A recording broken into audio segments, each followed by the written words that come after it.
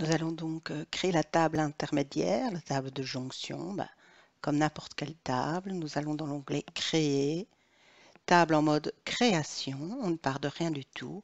Et tout simplement, nous allons reprendre dans cette table de jonction les deux champs qui vont servir de lien avec la table film et avec la table acteur. Donc d'abord le code film dans cette table de jonction.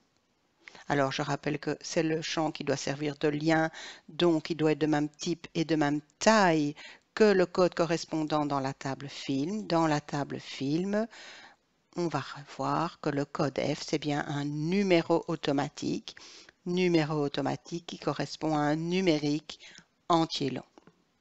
Donc, nous devons avoir affaire ici à un numérique entier long pour pouvoir faire la jonction.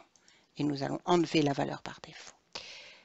De même pour le code acteur dans jonction, même chose, même type, même taille que dans la table acteur. Nous allons vérifier dans la table acteur.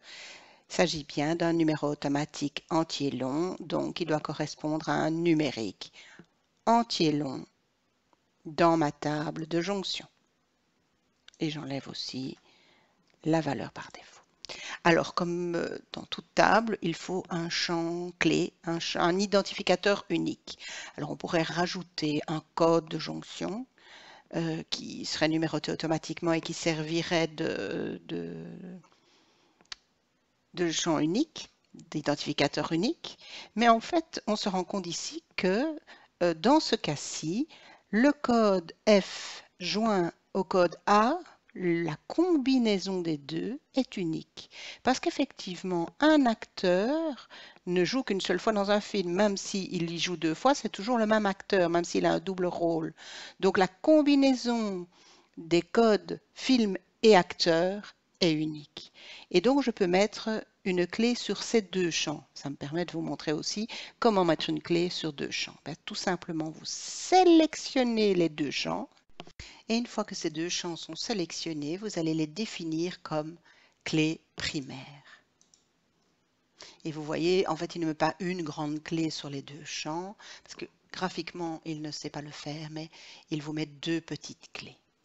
J'enregistre la table, je la nomme, c'est ma table de jonction entre film et acteur.